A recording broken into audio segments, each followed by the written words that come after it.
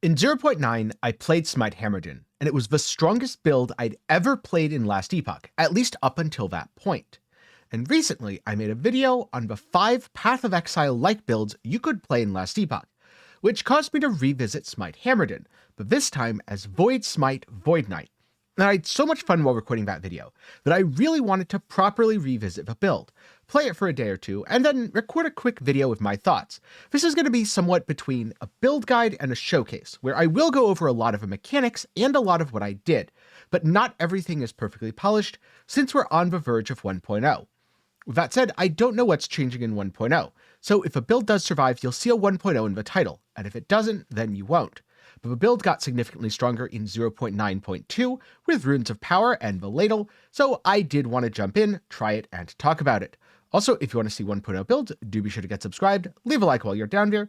If you haven't picked up the game yet, you can do so through my Nexus, and for now, let's get into things. First up, let's talk about a few of the key mechanics, the things that you need to put the build together for yourself.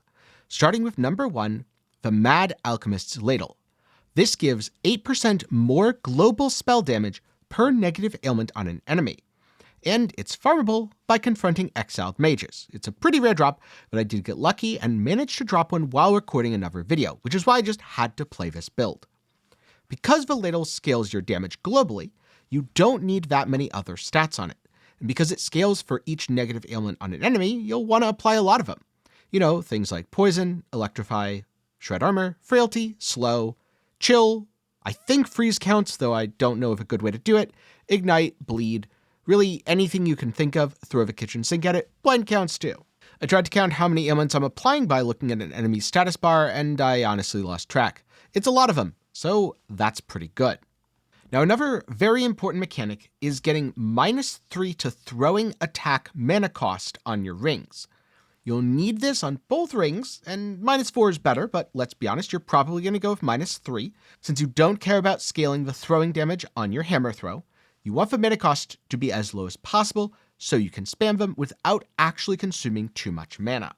This is a really powerful affix even at tier 1, which makes it a prime candidate for a Glyph of Despair. But realistically, a good ring is going to outweigh a perfect seal. So if you have something with increased throwing attack speed, even though it's not ideal, go ahead and throw it on. That's exactly what I did, and I've had plenty of success, even at 300 plus corruption. Next up, an item that I was hesitant about, Bulwark of the Last Abyss. Cause losing 25% of my current health seems really bad, but Apocalypse seems really good. And so I put it on and tried it.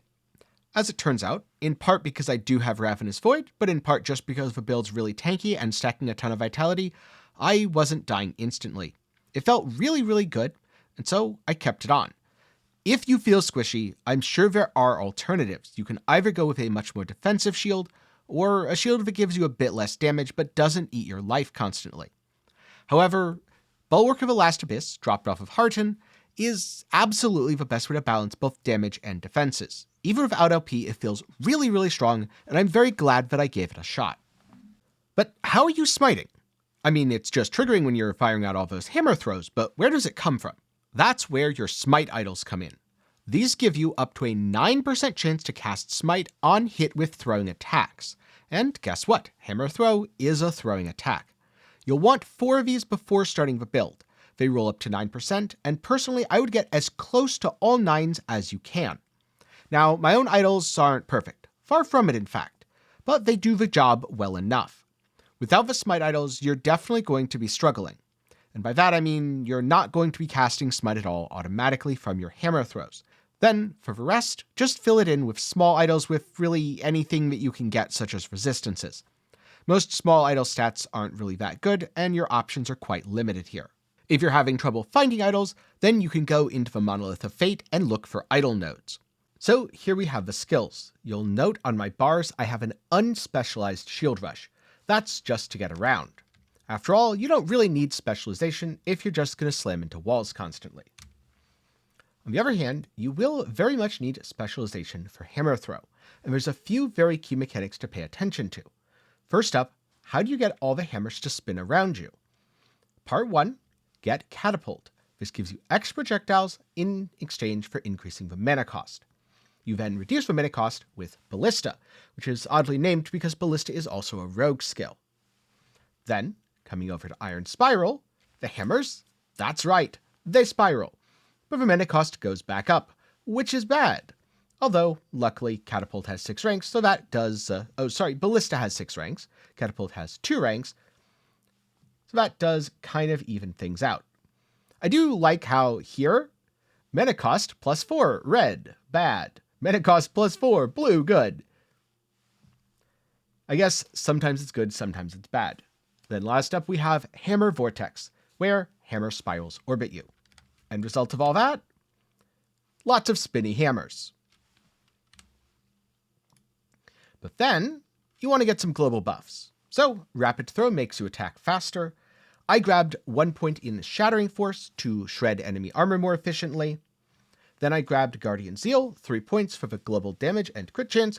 This is all very similar to the spec that I used when I played the build back in 0.9. Last up, Rise Legacy, 1 point for Ignites for the Ladle.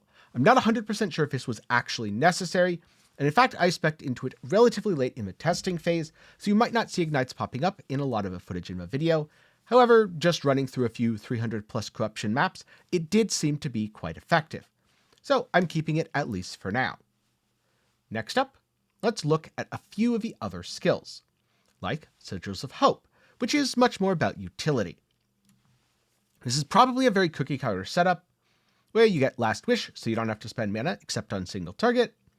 Sigils of Despair to convert everything over to void damage, because void damage is what you're doing with your Smite. Tetragram for extra sigils. Then Sign of a Guardian. You've got some extra block chance, block effectiveness, a little bit of endurance threshold, all the good defensive buffs. On Smite itself, it's all about damage. What did you expect? This is the build's main damage. Blinding Flash, that is a negative ailment, at least as far as I understand. Sacrifice, you get a ton of damage, but consume health. Atonement, you get rid of the cost from Sacrifice. Pretty good. Then Deep Impact and Conviction to really max out the damage. Oh, and by the way, that minus 25% cast speed doesn't matter because you never actually cast Smite. Moving on, this is Javelin. I really like Javelin as a utility skill. I'm using it to drop some bleeds on enemies. I guess it does have a little bit of ignite chance as well, but I don't think 25% on its own is reliable.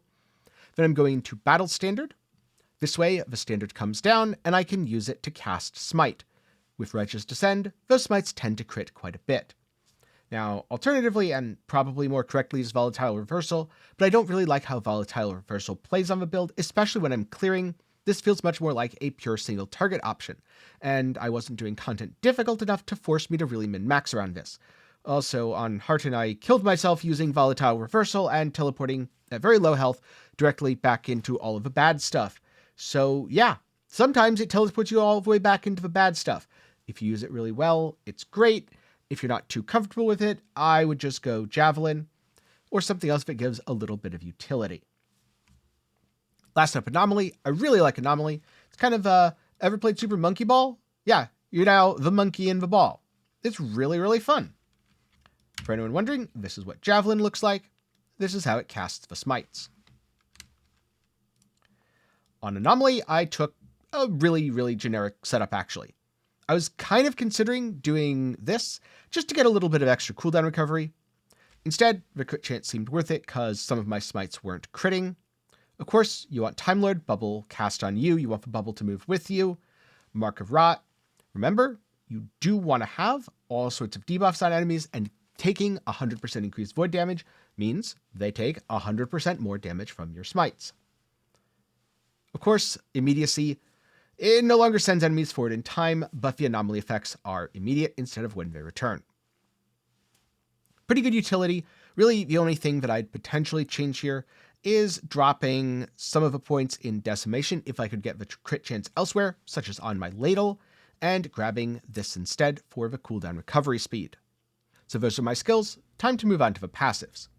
First up, in Sentinel, you need to put in 20 points to be able to put things elsewhere and to get your Smite.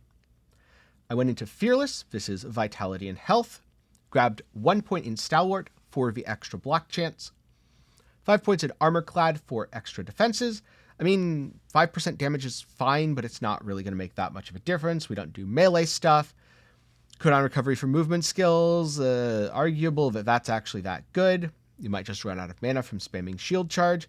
Health unblock would be okay if it was a 100% chance. 25 is kind of lame. Don't really need time and faith. I guess if I was directly using Smite maybe, but since I don't, doesn't help either. Which means all versatile points go into Juggernaut. Strength doesn't do all that much. I guess it's a little bit of armor, so at least there's that. And then you get some Fire Res and Void Res. I believe I do need the Void Res and I don't need the Fire Res. 1 point wonder in Steel Aegis over on Forge Guard. On Paladin, a few points in Defiance, needed the Res. 1 point in Honor. All these block nodes that give you extra block chance, really, really good to throw a point in. Plus, you're going to want to get to 20 points for Heaven Fire anyway. 30 base damage, if it's been scaled by all your increases and multipliers, is really, really strong. Valor's just a little bit of extra health, because why not be as tanky as possible? We're already a Vitality stacker. We definitely want to live here. Then, coming over to passives, Abyssal Endurance. It's helping to cap my Void Res. I was very lacking Void Res on gear. Temporal Corruption. This is what makes your Smite void. You absolutely need this for the build. Smite will no longer heal you. That's fine. You have Leech Rating. World Eater. Speaking of Leech Rating, this is exactly how you get it, and from one other source. Void Bolts for flat spell void damage. Though throwing void doesn't really hurt anything, it means my hammer throws hit harder, but I'm not really going for hammer throw damage anyway. Void Corruption, though, means that I want to spend the maximum number of points within this tree. So, I did that to get 72% crit strike multi. Next up, Future Strike. Future Strike is an ailment. Well, I'm going to assume that taking 60 void damage is negative, so this is a way to get a little bit of extra damage. Renouncement. Your Smite now goes to Vitality scaling. That way, you not only get +1 to spell void damage per Vitality with your Smite, you also get the ability to Vitality stack, making you much, much tankier on the build. Furthermore, even more Vitality. Then Echoing Strikes for Echo Chance. Time Legion, have to get this to be able to take Avatar of Regret. Even more Echo Chance, probably worth it. I did consider not using this because the mana cost was a little awkward, but it felt good, and it's an end talent. You kind of want those. Void Flex, of course. Whenever you get to 20%, I mean, it saves you sometimes. It lets you play sloppy. Doesn't necessarily save you all the time. I really like to have it on every Void Knight build. Dread, I probably have a couple of extra points in this. I'll be honest with you, I don't really think I should have 13 here. The Echo Chance and Time Legion's probably better, but also movement speed, so I grabbed it. I did try Essence of the End and Voidwell. The mana sustain was better, and I could spam shield charge more. So I might actually take the 3 points out of this and go like 2-1. That seemed okay as well. Ultimately, it felt like those last few points came down to personal choice. They weren't super required either way. So it's time to talk about gear, blessings, and, well, normally I'd talk about idols, but I did already cover those earlier. So first up, blessings. Unique drop rate, I mean, whatever shard that you happen to want, that's what you go for here. Again, drop rate, it's really whatever you need. On the Black Sun, you very much want Chance to Shred Void Res on hit. This is a very powerful blessing and will massively increase your damage. Grand Survival of Might, Crit Strike Avoidance. This nearly caps you. You'll only need a couple of rolls on gear, and that makes things much, much easier if your gear is scuffed. On Ending the Storm, I went with Lightning Res. Why? Because I needed it. Then from Age of Winter, you've either got Block Chance or you've got Armor. Then last up with Spirits of Fire, I like to go flat armor because it's a good way to scale defenses. Now, let's go over the items. First up, I have this helmet. I'm wearing it because it has vitality and a lot of health. The spell void damage is a really powerful affix at low tier, but doesn't necessarily scale that well. So that's honestly the sort of thing where ideally I'd want to seal it and not take it up to tier 5, then put in another useful prefix. I didn't happen to get that here, and the helmet was already on a good base with 400 armor, so I decided to keep this as is. The chess piece is not very good, but it's one of the best vitality chess pieces that I had, especially since it has double health. I really wanted as much life as possible, plus vitality. But I've got this one that's a little better. I'm just waiting for some Shred Effect shards, because I do think Shred Effect outperforms mana. And I'll deal with the suffixes. Hopefully I can turn the health regen into life. If I can't, oh well, rip that item. But the Fizz Res is technically usable. I could always move Fizz Res around elsewhere. For belt, I really like the cleanse, though you can also seal it. Sealing mana regen instead works. Health regen doesn't really affect me too much. This is actually a holdover from the last build I played. The cold res is actually important. The void damage is important. I would get hybrid health. This would be incredibly powerful, probably take my life all the way up to 3k. So if I keep playing the build, I'm very much going to improve this, and 100% get hybrid health. That's like more important than the void damage even. On your boots, move speed, vitality, cooldown reduction, any res that's useful. These are almost perfect. On rings, again, remember you have the throwing attack speed and throwing mana cost. Aside of that, building around things like crit strike avoidance and health are very good. Ideally, you want to swap things around a little bit and instead don't seal damage over time or some other random affix just to get it off a ring. Seal the throwing attack damage and throwing mana cost, because even at rank 1, that's totally fine. It gives you -3. That way, it opens up the prefix for vitality or crit or increased damage. For my other ring, I just had a really good throwing attack damage ring, and I put it on. The suffixes are good. The prefixes, not so much. Hey, if I keep playing, I'll also replace this. That's why I said this is halfway between a build guide and a showcase. Then I've got this Effigy of Life. It's got +3 to level of Smite. That is your most important stat on an Exalted Relic. The Fizz damage is actually useless. I tried to Chaos that, and it crit. You win some, you lose some. Poison Res, very good. Health, pretty good. This is very much an item that should be replaced soon. Now first up, for uniques, Mad Alchemist's Ladle is a ton of damage. Remember, you're getting 8% global damage for every ailment you put on the enemy, and you get a ton of ailments. I think it's something like 10. Defensively, Ravenous Void is one of the best items in the game. It makes you super tanky. You get less void damage taken. All sorts of crazy defenses. Oh, and the base even has vitality on it, as if it needed a reason to be even better. Bulwark of the Last Abyss gives quite a bit of damage. I was worried about the Apocalypse. You can even see my health. It'll go up, then it'll jump down, it'll go up. In combat, I'm leeching so much that I'm constantly healing anyway. And last up, yes, a legendary. Bleeding Heart that I got spell damage on. I was really hoping for Void Pen. Sadly, the Void Pen got eaten. Better luck next time for me, I guess. I do think I have a couple more LP Bleeding Hearts that I can make into legendaries. So why did I decide to play this build now, right on the verge of 1.0? Honestly, it's just because I had a lot of fun when I recorded a little bit of footage for my video. And then, when I was recording for another video, I got a Mad Alchemist's Ladle. So I thought, you know what? Why not? I have a ton of gear lying around. It's going to be fun. And so I put the build together, blasted some monos. It was everything that I hoped it was. I think the only time I died was when I was recording the cinematic footage in the opening with the UI off. I spammed a bunch of skills, I ran out of mana, and then I died because I was out of mana and didn't realize because I had my UI off. So yeah, if you turn the UI off, you can't track your buffs, you can't track your life, and you end up dead. I'm sure I had plenty of potions to hit and just didn't hit them. Good news is, I only do that for the very intro of a video, so not a big deal, and I didn't lose anything valuable. One thing that surprised me about this build was just how fast the boss DR kicked in. It does a lot of damage despite having suboptimal gear. If I had more crit and a little bit more vitality, the damage would be completely insane.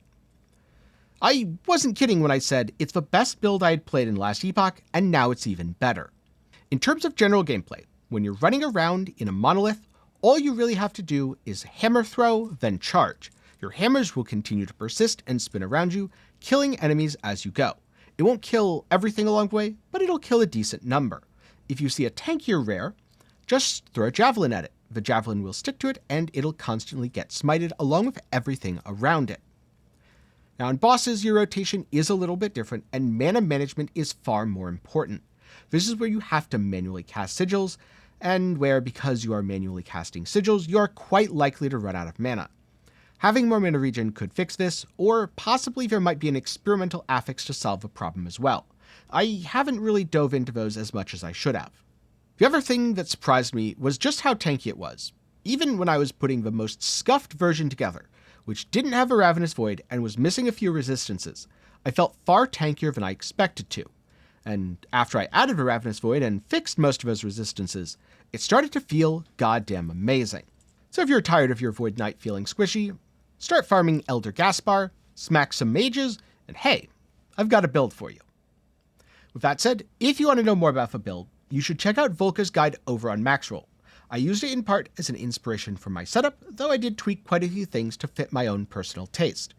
Overall, I'm sure his build is better in high-end content, but I wasn't really building to survive at Corruption 1000 or blast the tankiest bosses. I kinda just wanted to go fast and have a good time, which is exactly what the build delivered on in 300 to 400 Corruption.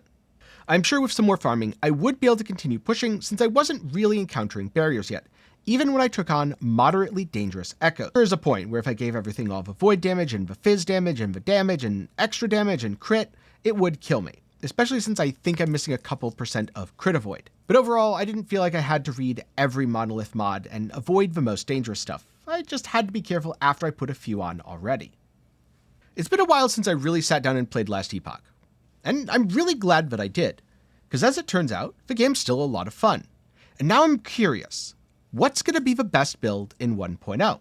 And is it going to be better than Void Smite Hammerdin? Or I guess Void Smite Void Knight, but let's be honest, we're a Hammerdin cosplaying as a Death Knight. Let me know some of your guesses for 1.0 strongest build down in the comments below. With that said, if you're looking for something else to watch, maybe check out How to Craft in Last Epoch, or some of my thoughts on Last Epoch vs Path of Exile and which you should play. Spoiler alert, it's both. Those will be linked up in the card and down below. Before I go, a special thanks to my patrons and channel members for the continued support. For as low as $1 a month, you can help make videos just like this one possible. With that said, that's all for me today. Thanks for watching to the end. I hope you learned something if you try the build. Good luck, and I'll see you again sometime soon.